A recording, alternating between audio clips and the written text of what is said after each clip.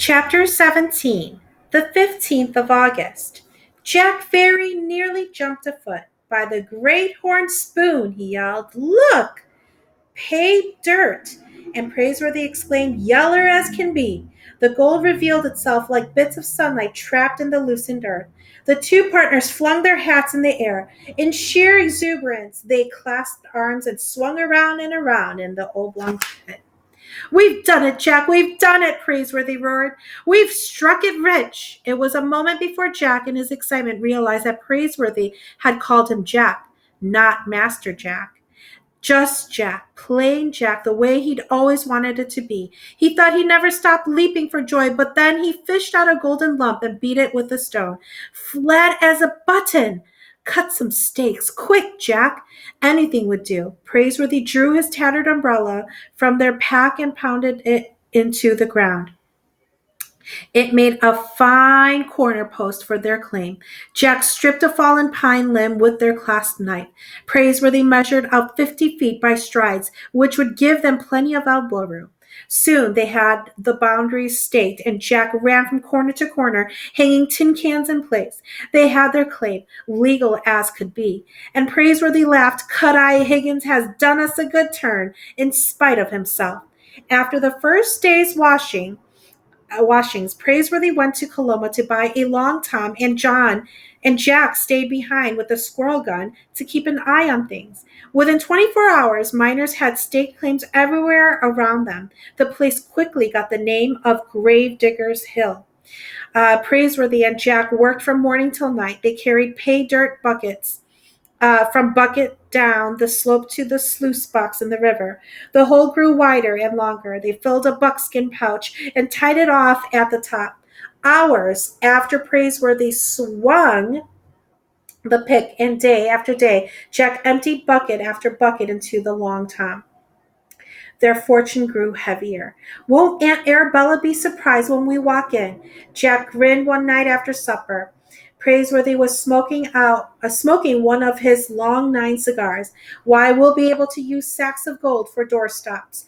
Jack's Praiseworthy gazed into the coffee fire, and his fingers touched Miss Arabella's small portrait buttoned in the pocket of his shirt.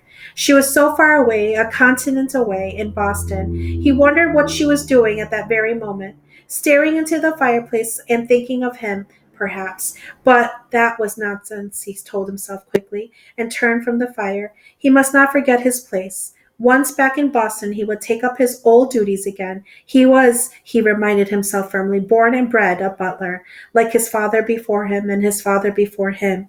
Miss Arabella would be lost without him. Why, Boston would never accept him as anything but what he was, a butler. Still, Boston was a long way off, and there was the sound of the river below to enjoy, the cigar between his teeth to savor. One morning, a miner came rushing up the hill from Shirttail Camp. "Doc Higgins has escaped." "What's that?" said Praiseworthy, dropping his pick. "Yup. During the night, he used them forceps of his on the jailhouse we built, pulled the nails through like he was yanking teeth, and got a board loose. Slipped right out. He's long gone by now, and good riddance." Praiseworthy wiped the sweat that had rolled down into his whiskers. "Maybe he learned a lesson, but I doubt it. He's just running from one news to another. There are plenty of hanging trees in the diggings, and he'll be standing under one sooner or later with his feet off the ground." After almost 2 weeks of busting around and shoveling dirt, their claim began to play itself out. The washings grew thinner and thinner. One by one, the other miners gave up on Gravedigger's Hill. It had boomed, and now it was dying. The boomers pulled their stakes to follow rumors of some other gold strike. On the morning of the 15th of August, the day Praiseworthy was to face the mountain ox in bare-fisted combat, the two partners struck their tent. Praiseworthy seemed in no hurry to keep his appointment in Hangtown. Jack wondered if Praiseworthy had changed his mind. "Not on your life, Jack. We'll make it." Jack blindfolded Stubb, and they loaded up. They had 11 heavy pouches of gold dust, worth a fortune in San Francisco. "Providing we get it there," mused Praiseworthy, "we might meet up with road agents again." Exactly. This squirrel gun of ours barely scares off squirrels. Jack, I think the time has come for shooting irons. Jack's heart took a leap. A four shooter? I think a four shooter would be an excellent choice. They stood for a last moment gazing at their claim. The umbrella still rose from a corner with a tin can on top. Praiseworthy left it there. Gravedigger's Hill had been good to them, and they walked away as if they were abandoning an old friend. Almost at once, several Chinese miners with pigtails dangling from their flat straw hats moved in to work over the diggings. Good luck, boys, Praiseworthy called. At Coloma, they traded in their pick and shovel, tent and gold pans. They wouldn't be needing them anymore. They left Coloma on the stage, each with a revolver tucked in his belt. Jack rubbed his hand along the butt of the four-shooter. He felt invincible. He turned for a last look at Stubb. They had sold him to the justice of the peace, and at that moment the official was sitting in the dust, his legs spread out before him. The burro stood looking very pleased with himself. I forgot to tell him Stubb thinks he's a mule, said Jack. Praiseworthy smiled. I'd say the justice of the peace just found that out for himself. They reached Hangtown late in the afternoon. The main street was hung with bunting as if it were the 4th of July. The place swarmed with miners, horses, mules, and burros. It looked to Jack as if every man and animal in the diggings had come to town. When Praiseworthy stepped out of the stagecoach and a shout went up. There he is! It's Bullwhip himself! Pitchpine Billy rushed over with his ears bent under the weight of his hat. It's about time, he spit. The boys was grumbling that you run out on the match. Not that they blame you. Howdy, Jamoka Jack. Howdy, Pitchpine Billy. In another moment, Jimmy from town had crowded around the Buffalo John and Quartz Jackson. You'll have to excuse the missus, said Quartz Jackson. She don't want to watch. Let's get on with it, said Pitchpine Billy. Where's the mountain ox? Eating oysters over there at the Chinese chow chow, someone answered. He got hungry waiting around. Somebody fetch him. Boys, spread out. The miners formed a large circle in the center of the street. Others climbed on the roofs of the stores for a better view. When the mountain ox appeared at the doorway of the Chinese restaurant, Jack's heart dropped to his boots. The man from Grizzly Flats grinned. He had a neck like a stump of a tree. There was oyster juice in his beer. His chest looked as big around as a flour barrel. He is a large gent at that, said Praiseworthy, studying his opponent at a distance. He handed Jack his revolver together with the buckskin pouches tucked under his belt and weighing down his pocket. I wish we never come back here, Jack muttered. It's not a fair match, no, sir. You want me to back out? Jack took a breath and shook his head. You gave your word. You have got to stick by it. That's right. And anyway, I intend to lick him. Praiseworthy stripped off his shirt.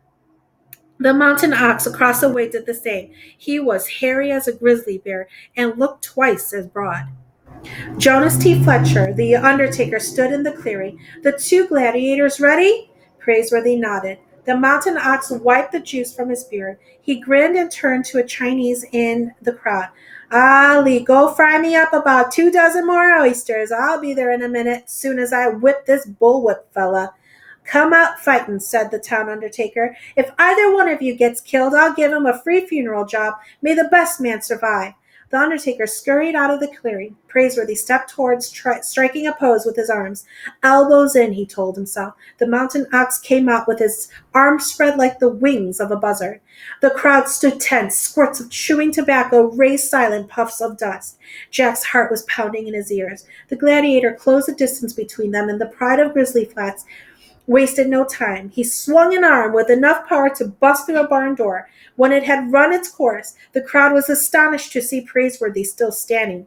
He had felt nothing more than the wind. He had ducked with the greatest of ease. The street brawler, with his wide open stance, signaled his punches in advance.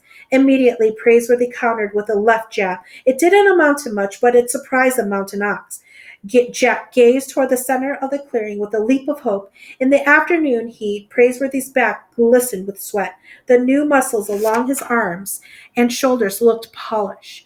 Almost 2 months in the diggings, swinging a pick from morning till night had their effect.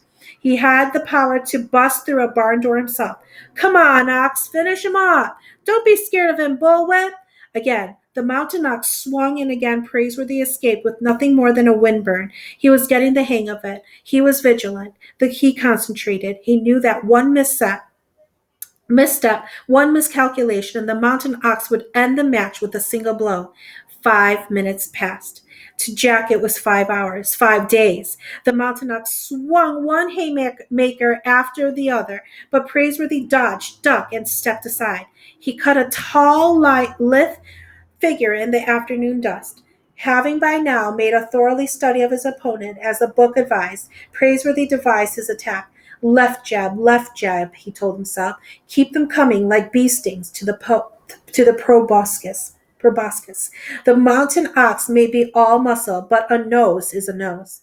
The crowd, in growing amazement, watched him chew tobacco and squirted juice. Not only was Praiseworthy still on his feet, he hadn't been touched. The oysters in the Chinese chow chow burned to a crisp. Praiseworthy kept jabbing with his left, and the mountain ox's nose turned around and red as a tomato. Once, when the gladiators had worked themselves to the very edge of the crowd, the mountain ox let fly a carefully aimed wallop. Just as carefully, Praiseworthy ducked, and the blow collided with Cheap John the auctioneer. He went flying backwards, knocking down 6 miners like so many dominoes. The bout continued without let up, and the sun began to set through the pines. Praiseworthy had hardly exerted himself. He would duck, dispatch a left jab, and resume the stance he remembered so well from the gentleman's book of boxing. But the mountain ox had been swinging his arms like a windmill, and now his tongue was very nearly hanging out.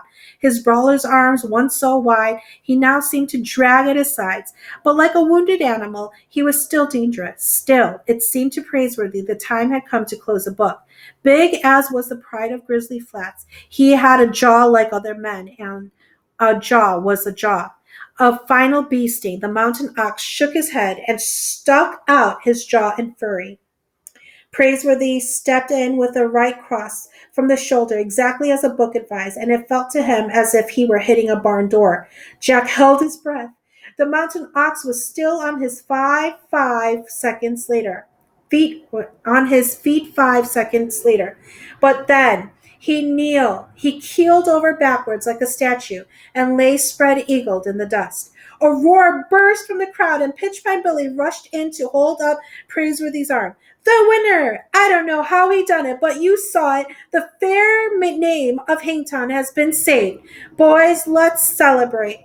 Praiseworthy pulled on his shirt, and Jack handed him his revolver. He stuck it in his belt. The miners were raising noise all around them, but the two partners regarded each other, exchanging a silence. Finally, Praiseworthy said, "How was that, Jack? I backed up my reputation fair and square, didn't I?" Jack's face glowed as if he'd swallowed a lantern. He was bursting with pride. There wasn't a man in the diggings he'd rather have a partner. Not Pitchpine Billy or Quartz Jackson or Jimmy from town or Buffalo John. It wasn't a fair match, no, sir, Jack grinned. The mountain ox can hardly read or write. Why, he doesn't know B from a bull's foot.